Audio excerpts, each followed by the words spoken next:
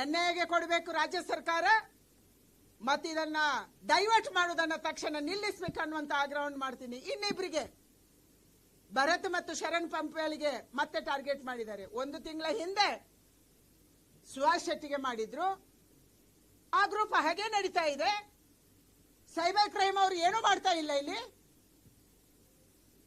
ಎಷ್ಟು ಧೈರ್ಯ ಬಂದಿದೆ ಅಂದ್ರೆ ಇನ್ನಿಬ್ಬರಿಗೆ ಟಾರ್ಗೆಟ್ ಮಾಡ್ತಾರೆ. ನೆಕ್ಸ್ಟ್ ವಿಕೆಟ್ಗೆ ಕಾಯ್ತಾ ಇರಿ ಅಂತ ಹೇಳಿ. ಎಷ್ಟು ಧೈರ್ಯ ಬೇಕು ಸಮಾಜದ್ರೋಹಿಗಳಿಗೆ, ಸಮಾಜಘಾತಕ ಶಕ್ತಿಗಳಿಗೆ ಎಷ್ಟು ಧೈರ್ಯ ಬೇಕು? ಅವರಿಗೆ ಟಾರ್ಗೆಟ್ ನಾಳೆಗೆ ಫಿಕ್ಸ್ ಮಾಡಿದ್ದಾರೆ. ಯಾರ ರಕ್ಷಣೆ ಅವರಿಗೆ? ನಾನು ಸರ್ಕಾರಕ್ಕೆ ಕೇಳ್ತೀನಿ, ಇವತ್ತು ದಿನೇಶ್ ಗುಂಡೂರಾವ್ ಅವರ ಮಾನಸಿಕತೆ, ರೌಡಿ ಶೀಟರ್ಸ್ ಎಲ್ಲ ಹಿಂದೂ ಸಂಘಟನೆ ಸೇರ್ತಾರೆ ಅನ್ನುವಂತ ಮಾನಸಿಕತೆ ಇರುವವರು ಶರಣ್ ಪಂಪ್ವೆಲ್ ಮತ್ತು ಭರತನ್ನ ಹೆಂಗೆ ರಕ್ಷಣೆ ಮಾಡ್ತಾರೆ? ಹೇಗೆ ರಕ್ಷಣೆ ಮಾಡ್ತಾರೆ? ಯಾಕೆ ಮಾಡ್ತಾರೆ? ಅದಕ್ಕಾಗಿ ನಾನು ಇವತ್ತು ಆಗ್ರಹ ಮಾಡ್ತೀನಿ. ಈ ಎಲ್ಲ ಪರಮೇಶ್ವರ್ ಅವರು ನಾಲಾಯಕ್ ಗೃಹ ಮಂತ್ರಿ, ಶಕ್ತಿ ಇಲ್ಲ ಅವರು. ನಾನು ಕ್ರಮ ಕೈಗೊಳ್ತೀನಿ, ಇದು ಚಿಕ್ಕ ಪುಟ್ಟ ಘಟನೆ, ಇದಕ್ಕೇನು ಸಂಬಂಧ ಇಲ್ಲ. ಈ 3 ವರ್ಡ್ಗಳು ಯಾವಾಗಲೂ ಅವರ ಬಾಯಲ್ಲಿ ಇರ್ತವೆ. ಯಾರದೇ ಮೇಲೆ ಅತ್ಯಾಚಾರ ಆಗ್ಲಿ ಇದೇ ಮಾತಾಡ್ತಾರೆ. ಯಾವ ಅಧಿಕಾರಿ ಸಾಯಿಲಿ ಇದೇ ಮಾತಾಡ್ತಾರೆ. ಯಾವ ಹಿಂದೂ ಕಾರ್ಯಕರ್ತ ಸಾಯಿಲಿ ಇದೇ ಮಾತಾಡ್ತಾರೆ. ಇವತ್ತು ಮುಖ್ಯಮಂತ್ರಿಗಳಿಗೆ ನಿಜವಾಗೂ ರಾಜ್ಯದ ಕಾನೂನು ಸುವ್ಯವಸ್ಥೆಯನ್ನು ಕಾಪಾಡಬೇಕು ಅಂತಿದ್ರೆ ಪರಮೇಶ್ವರ್ ಅವರ ರಾಜೀನಾಮೆಯನ್ನು ನೀವು ತಗೋಬೇಕು ಮತ್ತು ತನ್ನ ಕೈಗೆ ನೀವು ಗೃಹ ಇಲಾಖೆಯನ್ನು ತಗೋಬೇಕು. ನೋಡೋಣ ನೀವೇನ್ ಮಾಡ್ತೀರಿ ಅಂತ ಹೇಳಿ. ನಿಮ್ಮಿಂದ ನಾವು ನಿರೀಕ್ಷೆ ಮಾಡಲ್ಲ ನಮ್ಗೆ ರಕ್ಷಣೆ ಸಿಗುತ್ತೆ ಅಂತ ಹೇಳಿ. ಆದ್ರೆ ಸಂವಿಧಾನಬದ್ಧವಾಗಿ ನೀವು ಮುಖ್ಯಮಂತ್ರಿ ಆಗಿದ್ದೀರಿ, ನಿಮ್ಮ ಮೇಲೆ ಜವಾಬ್ದಾರಿ ಇದೆ. ರಾಜ್ಯದ ಎಲ್ಲ ಜನರನ್ನ, ಎಲ್ಲ ಪ್ರಜೆಗಳನ್ನ ಕಾಪಾಡುವಂತ ಜವಾಬ್ದಾರಿ ಇದೆ. ಯಾವುದೋ ಕ್ರಿಮಿನಲ್ ಇದ್ರೆ ಕೂಡ ಅವನನ್ನ ಗುಂಡು ಹೊಡೆದು ಸಾಯಿಸಲ್ಲ ನಮ್ಮ ದೇಶದಲ್ಲಿ. ಅವನನ್ನ ಜೈಲಲ್ಲಿ ಇರ್ತಾರೆ, ತಿಹಾರ್ ಜೈಲಲ್ಲೋ ಅಥವಾ ಪರಪ್ಪನ ಅಗ್ರಹಾರದಲ್ಲೋ. ಅವನಿಗೂ ಬದುಕುವ ಹಕ್ಕಿದೆ. ಆದ್ರೆ ಇವತ್ತು ನಮ್ಮ ಹಿಂದೂ ಕಾರ್ಯಕರ್ತರ ಬದುಕುವ ಹಕ್ಕನ್ನು ನೀವು ಕಸ್ಕೊಂಡಿದ್ದೀರಿ. ಅದಕ್ಕಾಗಿ ನಾನು ಆಗ್ರಹ ಮಾಡ್ತೀನಿ, ತಕ್ಷಣ ಈ ಕೇಸನ್ನ ಎನ್ಐಎಗೆ ಕೊಡಬೇಕು. ಮತ್ತು ಖಾದರು ಮತ್ತು ರಶೀದು ಬೇರೆ ಬೇರೆ ಅಲ್ಲ. ಒಬ್ಬ ಬರೀ ಪೇದೆ ಇರಬಹುದು, ಆದ್ರೆ ಖಾದರು ಮತ್ತು ರಶೀದ್ ಬೇರೆ ಅಲ್ಲ. ಇಬ್ಬರಿಗೂ ಮಂಪರ್ ಪರೀಕ್ಷೆ ಆಗಬೇಕು. ಆಗ ದಕ್ಷಿಣ ಕನ್ನಡದ ಎಲ್ಲ ಕೇಸುಗಳ ಸತ್ಯತೆ ಬಟ್ಟ ಬಯಲಾಗುತ್ತೆ.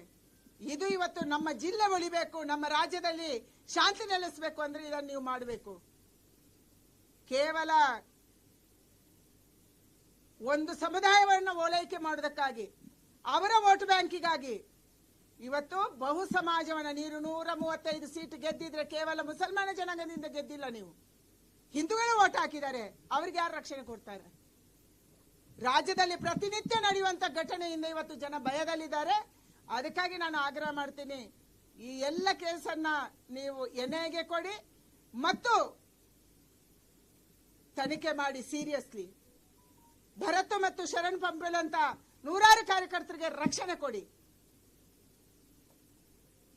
ಇಲ್ಲ ಅಂದ್ರೆ ಕಾಂಗ್ರೆಸ್ ಮುಳುಗಡೆಯಾಗುತ್ತೆ. ಇವತ್ತು ಉತ್ತರದಲ್ಲಿ ಪಪ್ಪು, ದಕ್ಷಿಣದಲ್ಲಿ ಟಿಪ್ಪು, ಇಬ್ರು ಸೇರ್ಕೊಂಡು ದೇಶ ಮುಳುಗಿಸ್ತಾ ಇದ್ದಾರೆ. ಒಬ್ರು ಪಾಕಿಸ್ತಾನದ ಪರ ಮಾತಾಡ್ತಾರೆ, ಇಲ್ಲಿ ಬಂದ್ರೆ ಒಂದು ವರ್ಗದ ಪರ ಮಾತಾಡ್ತಾರೆ. 4% ರಿಸರ್ವೇಶನ್ ಕೊಟ್ರಿ, ಅವರಿಗೆ ಓಲೈಕೆ ಮಾಡಿದ್ರಿ, ವಿಧಾನಸೌಧದಲ್ಲಿ ಜಿಂದಾಬಾದ್ ಅಂತ ಹೇಳಿದ್ರು, ಏನು ನಿಮ್ಗೆ ಅನ್ನಿಸ್ಲಿಲ್ಲ. ಯಾರ ಮೇಲೆ ಕ್ರಮ ಕೈಗೊಳ್ಳಲ್ಲ. ಯಾರೋ ಪಾಕಿಸ್ತಾನ ಧ್ವಜ ಹಾರಿಸ್ತಾರೆ, ಅದಕ್ಕೇನು ಮಾತಾಡಲ್ಲ. ಪೊಲೀಸ್ ಸ್ಟೇಷನ್ ನುಗ್ತಾರೆ, ನಮ್ದೇ ಪೊಲೀಸರಿಗೆ ಹೊಡಿತಾರೆ, ನೀವೇನು ಕ್ರಮ ಕೈಗೊಳ್ಳಲ್ಲ. ಇದು ಇವತ್ತು ದಕ್ಷಿಣದ ಕರ್ನಾಟಕದ ನವ ನಾಯಕ ಟಿಪ್ಪುವಿನ ದರ್ಬಾರ್. ಇದು ನಡೀತಾ ಇದೆ ಕರ್ನಾಟಕದಲ್ಲಿ. ಇದಕ್ಕೆ ಕೊನೆ ಆಗಬೇಕಾಗಿದೆ. ಅದಕ್ಕಾಗಿ ನಾನು ಆಗ್ರಹ ಮಾಡುವಂಥದ್ದು, ಈ ಕೇಸಿನ ಜಾಡು ಹಿಡಿದು ನಾವು ಹೋಗಬೇಕಾಗಿದೆ. ಈ ಜಾಡು ಹಿಡಿಬೇಕಂದ್ರೆ ಎನ್ಐಎನ್ನ ಮಾತ್ರ ಸಾಧ್ಯ. ಅದಕ್ಕಾಗಿ ಎನ್ಐಎ ಕೊಡಬೇಕನ್ನುವಂತ ಆಗ್ರಹವನ್ನು ನಾನು ಮಾಡ್ತಾ ಇದ್ದೀನಿ.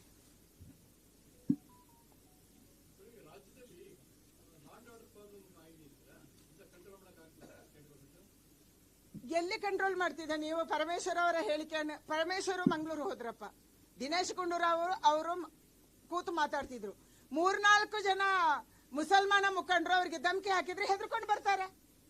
ಯಾವ ಕಾನೂನು ಸುವ್ಯವಸ್ಥೆ ಇದೆ? ಯಾರಿಗೆ ರಕ್ಷಣೆ ಕೊಡ್ತಿದ್ದಾರೆ ಇವರು? ನಿನ್ನೆಯಿಂದ ಕೊಲೆ ಎಷ್ಟಾಗಿದೆ? ಯಾವುದೇ ಕಾರಣಕ್ಕಾಗಿರ್ಬೋದು. ಆದ್ರೆ ಕೊಲೆ ಮಾಡುವವರಿಗೆ ಧೈರ್ಯ ಬರಬೇಕು ಅಂದ್ರೆ ಇಲ್ಲಿ ಏನು ಪೊಲೀಸರು ಏನು ಮಾಡ್ತಾ ಇಲ್ಲ ಅಂತ ಅರ್ಥ. ಬೇರೆ ಬೇರೆ ವೈಯಕ್ತಿಕ ಕಾರಣ ಇರ್ಬೋದು, ಯಾವುದೋ ಕಾರಣ ಇರ್ಬೋದು. ಅಲ್ಲೆಲ್ಲೋ ವರ್ಣದಲ್ಲಿ ಮುಖ್ಯಮಂತ್ರಿಗಳ ಕ್ಷೇತ್ರದಲ್ಲೇ ಕಾರ್ತಿಕ್ ಅನ್ನುವ ಕೊಲೆ ಆಯ್ತು. ಮತ್ತೆ ಇವತ್ತೀಗ ಚಿಕ್ಕಬಳ್ಳಾಪುರ ದೊಡ್ಡಬಳ್ಳಾಪುರದಲ್ಲಿ ಇದೆ, ಮೈಸೂರು ಕಾರ್ತಿಕ್, ಬೆಳಗಾಮಲ್ಲಿ ಆಯ್ತು, ದೊಡ್ಡಬಳ್ಳಾಪುರ ಆಯ್ತು. ಅಂದ್ರೆ ದಿನನಿತ್ಯ ನಮ್ಮ ಅದು ಯಂಗ್ ಜನರೇಷನ್ ಹುಡುಗರು ಇವತ್ತು ಯಾವುದೋ MBBS ಹುಡುಗಿ ಪ್ರೀತಿ ಮಾಡಿದ್ರು ಅಂತ ಹೇಳಿ ಕೊಲೆ ಮಾಡ್ತಾರೆ. ಅಂದ್ರೆ ಏನ್ ನಡೀತಾ ಇದೆ? ಕೊಲೆ ಯಾರ್ದು ನಡೆಯುತ್ತೆ ಅನ್ನೋದಲ್ಲ, ನಾವು ಮಾತಾಡ್ಬೇಕಾದ್ದು ನಮ್ಮ ರಾಜ್ಯದ ಯುವಕರು ಸಾಯ್ತಾ ಇದ್ದಾರೆ. ಇದು ನಮ್ಗೆ ಆತಂಕ ತರುವಂತದ್ದು. ಅದಕ್ಕಾಗಿ ಕಾನೂನು ಸುವ್ಯವಸ್ಥೆಯನ್ನ ಕಾಪಾಡಕ್ಕೆ ಪರಮೇಶ್ವರ್ ಅವರಂತೂ 100% ಫೇಲ್ಯೂರ್ ಆಗಿದ್ದಾರೆ. ಅವ್ರಿಗೆ ಏನೋ ಅವ್ರಿಗೆ ಗೊತ್ತಿಲ್ವೋ ಅಥವಾ ಅವ್ರು ಮಾಡಲ್ವೋ ಅಥವಾ ಮಾಡಕ್ ಬಿಡಲ್ವೋ, ಇದು ನಮ್ಮ ಮುಂದಿರುವಂತ ಪ್ರಶ್ನೆ.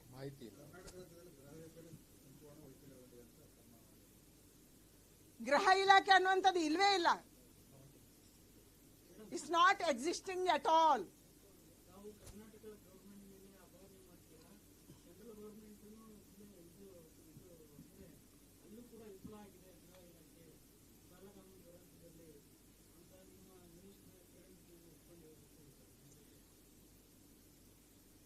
ಭಯೋತ್ಪಾದಕರು ಕಾಶ್ಮೀರದಲ್ಲಿ ಬರುವಂತದ್ದು ಇದು ಮೊದಲಲ್ಲ. ಪ್ರತಿ ಸರ್ತಿನೂ ಬೇರೆ ಬೇರೆ ಕಾರಣಕ್ಕೆ ಅಲ್ಲಿಯ ಲೋಕಲ್ ಅವರು ಸಪೋರ್ಟ್ ಮಾಡಿ ಅಥವಾ ಅವರನ್ನೇ ಟ್ರೈನಿಂಗ್ ಮಾಡಿ ಹಲವಾರು ಸಂದರ್ಭದಲ್ಲಿ ಈ ಘಟನೆ ಆಗಿದೆ.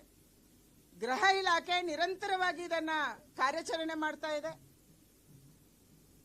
ತಪ್ಪಿತಸ್ಥರನ್ನ ಹಿಡಿಯುವಂತದ್ದು ಮಾಡ್ತಾ ಇದೆ. ಹಲವಾರು ಸಂದರ್ಭದಲ್ಲಿ ಅವರಿಗೆ ಅಟ್ಯಾಕ್ ಮಾಡುವಂತದ್ದು ನಮ್ಮ BSF ಮತ್ತು ಸೈನ್ಯ ಮಾಡಿದೆ. ಅದಕ್ಕಾಗಿ ಇವತ್ತು ಕರ್ನಾಟಕದ ಘಟನೆಯನ್ನ ಮುಚ್ಚಿ ಹಾಕೋದಕ್ಕಾಗಿ ನೀವು ಪೆಹಲ್ಗಾಮ್ದೇ ವಿಚಾರ ತಗೊಳ್ಳಿ. ಸಿದ್ದರಾಮಯ್ಯನವರು ಏನ್ ಮಾತಾಡಿದ್ರು, ರಾಜ್ಯದ ಬೇರೆ ಬೇರೆ ಮಂತ್ರಿಗಳು ಏನ್ ಮಾತಾಡಿದ್ರು, ಜಮೀರ್ ಖಾನ್ ಏನ್ ಮಾತಾಡಿದ್ರು. ಈ ವಿಷಯವನ್ನ ಡೈವರ್ಟ್ ಮಾಡೋದಕ್ಕೆ ನಂಗೆ ಬಾಂಬ್ ಕಟ್ಟಿ ಅಂತಾರೆ. ನಿಮ್ಗೆ ಬಾಂಬ್ ಕಟ್ಟಲ್ಲಪ್ಪ, ನಾವು ಹಾಗೇನೆ 1 ವರ್ಷ ಹೋಗಿ ಪಾಕಿಸ್ತಾನದಲ್ಲಿ ಇದ್ ಬನ್ನಿ. ಬಾಂಬ್ ಕಟ್ಟೋದು ಬೇಕಾಗಿಲ್ಲ, ನೀವು ಸಾಯೋದು ನಮ್ಗೆ ಬೇಕಾಗಿಲ್ಲ. ನೀವು ಹೋಗಿ ಪಾಕಿಸ್ತಾನದಲ್ಲಿ 1-2 ವರ್ಷ ಜೀವನ ಮಾಡಿ ಬನ್ನಿ, ಎಲ್ಲ ಕುಟುಂಬ ಸಮೇತರಾಗಿ ಹೋಗಿ, ನಾವೇ ಬೇಕಾದ್ರೆ ಕಳಿಸ್ಕೊಡ್ತೀವಿ. ಅಂದ್ರೆ ಏನ್ ಬೇಕಾದ್ರೂ ಒಂದು ವಿಷಯವನ್ನ ಡೈವರ್ಟ್ ಮಾಡೋದಕ್ಕೆ ಏನ್ ಬೇಕಾದ್ರೂ ಮಾತಾಡ್ತಾರೆ ಅನ್ನೋದಕ್ಕೆ ಇದಕ್ಕಿಂತ ದೊಡ್ಡ ಉದಾಹರಣೆ ಇಲ್ಲ. ತಿಮ್ಮಾಪುರ್ ಒಂದು ಮಾತಾಡ್ತಾರೆ, ದಿನೇಶ್ ಗುಂಡೂರಾವ್ ಇನ್ನೊಬ್ರು ಮಾತಾಡ್ತಾರೆ, ಸಂತೋಷ್ ಲಾಡ್ ಬೇರೆನೆ ಮಾತಾಡ್ತಾರೆ, ಉಲ್ಟಾ ಟೋಪಿ ಹಾಕೊಂಡು ಹೋಗ್ತಾರೆ.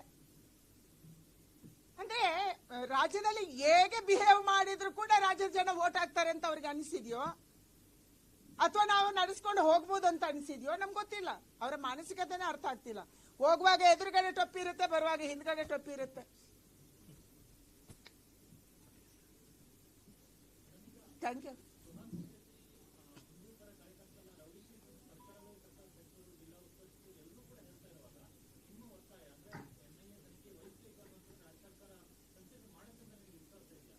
ಮಾಡಬೇಕು ಅನ್ನುವಂಥದ್ದಿದೆ. ಮಾಡಿಲ್ಲ ಅಂತಂದ್ರೆ ನಾವೇನು ಬೇರೆ ದಾರಿ ಹುಡುಕ್ಬೇಕು, ಅದನ್ನು ಹುಡುಕ್ತೀವಿ. ನಾನು ಈಗಾಗಲೇ ಮಾತಾಡಿದ್ದೀನಿ, ಪತ್ರನೂ ನಾವು ಬರೆದಿದ್ದೀವಿ. ಮತ್ತೆ ಅದಕ್ಕೆ ಬೇರೆ ದಾರಿ ಏನು ಹುಡುಕ್ಬೋದು, ಕೊಡ್ಲೇಬೇಕು. ಯಾಕಂದ್ರೆ ಕರಾವಳಿ ಇವತ್ತು ಅಸುರಕ್ಷಿತ ಇದೆ. ಕೇವಲ ಇಷ್ಟು ಮಾತ್ರ ಅಲ್ಲ, ನೇರ ಕೊಲ್ಲುವುದಲ್ಲ, ಹಲವಾರು ಸ್ಲೀಪರ್ ಸೆಲ್ಗಳಲ್ಲಿ ಕೆಲಸ ಮಾಡ್ತಾ ಇದ್ದಾವೆ. ಯಾರು ಏನ್ ಮಾಡ್ತಿದ್ದಾರೆ ನಮ್ಗೆ ಗೊತ್ತಾಗ್ತಿಲ್ಲ. ಅದಕ್ಕಾಗಿ ಇದೆಲ್ಲ ಪತ್ತೆ ಆಗ್ಬೇಕು ಅಂತಂದ್ರೆ ಒಂದು ರೌಂಡ್ ಪ್ರವೀಣ್ ನಟ್ಟಾರ್ ಕೇಸಲ್ಲಿ ಆಗಿದೆ, 100 ಜನ ಸಿಕ್ಕಾಕೊಂಡಿದ್ದಾರೆ. ನಮ್ಗೆ ಗೊತ್ತಿರ್ಲಿಲ್ಲ ನಮ್ಮ ಮನೆ ಪಕ್ಕದಲ್ಲೇ ಸಿರಿಯಾದ ಟ್ರೈನಿಂಗ್ ಆಗಿ ಬಂದವನಿದ್ದಾನೆ ಅಂತ ನಿಜವಾಗ್ಲೂ ಗೊತ್ತಿರ್ಲಿಲ್ಲ. ಕೇಳುವಾಗ ಭಯ ಆಯ್ತು ನಮ್ಗೆ. ನಮ್ಮ ಮನೆಗೂ ನಟ್ಟಾರ್ ಅವರ ಮನೆಗೆ ಕೇವಲ 6 ಕಿಲೋಮೀಟರ್ ದೂರ ಪ್ರವೀಣ್ ನಟ್ಟಾರ್ ಅವರ ಮನೆಗೆ. ನಮ್ಮ ಪಕ್ಕದ ಊರಲ್ಲೇ ಎಲ್ಲೋ ಟ್ರೈನಿಂಗ್ ಆದವರು ಇದ್ದಾರೆ ಅಂತಂದ್ರೆ ನಿಜವಾಗ್ಲೂ ನಮ್ಗೆ ಶಾಕ್ ಆಗಿತ್ತು. ಅದು ಪ್ರವೀಣ್ ನಟ್ಟಾರಿನ ಹತ್ಯೆಯ ಕಾರಣ ಮತ್ತು NIA ತನಿಖೆ ಮಾಡಿದ ಕಾರಣಕ್ಕೆ ಅದು ಗೊತ್ತಾಯಿತು. ಇವತ್ತು ಇದರಿಂದ ಇನ್ನಷ್ಟು ಸತ್ಯಗಳು ಹೊರ ಬರ್ತವೆ. ಅದಕ್ಕಾಗಿ ಇದನ್ನ ಕೊಡಬೇಕನ್ನುವಂಥದ್ದು ನಮ್ಮ ಆಗ್ರಹ ಇದೆ.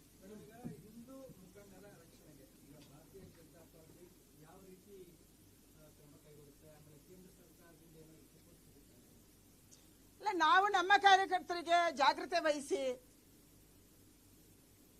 ಒಬ್ಬರೊಬ್ಬರೇ ರಾತ್ರಿ ಓಡಾಡಬೇಡಿ. ಸ್ಪೆಷಲಿ ನಮ್ಮ ಜಿಲ್ಲೆಗಳಲ್ಲಿ ಇವತ್ತು ನಾವೇ ಹೋದ್ರೂ ಕೂಡ ನಮ್ಮ ಮೊನ್ನೆಯಿಂದ ನಾನು ಹೇಳ್ಕೊಳ್ಳಲ್ಲ, ಯಾಕಂದ್ರೆ ನಾನು ಹೇಳ್ಕೊಂಡ್ರೆ ನಂಗೂ ಬೆದರಿಕೆ ಬಂದಿದೆ ಅಂತ, ಕಾದಾರಿ ಹೇಳ್ಕೊಂಡಾಗೆ ಆಗತ್ತೆ ಅಂತ ಯಾರೋ ಹೇಳ್ಬೋದು. ಅದೇ ಹಲವಾರು ಸಂದರ್ಭದಲ್ಲಿ ನಾವು ಇಂಥದನ್ನ ಹೆದರಿಸಿದ್ವಿ. ನಾನು ರಾಜ್ಯಾಧ್ಯಕ್ಷರಿಗೆ ಹೇಳಿದೆ, ನಮ್ಮ ಸಹೋದರರದು ಫೋನ್ ಬರ್ತಾ ಇದೆಯಪ್ಪ ಅಂತ ಹೇಳಿ. ಅದಕ್ಕಾಗಿ ಸಾರಿ, ಜಿಲ್ಲಾಧ್ಯಕ್ಷರಿಗೆ ಮೊನ್ನೆನೇ ಹೇಳಿದೆ. ಅದರ ಸಲುವಾಗಿ ಇವತ್ತು ನಮ್ಮ ಕಾರ್ಯಕರ್ತರಿಗೆ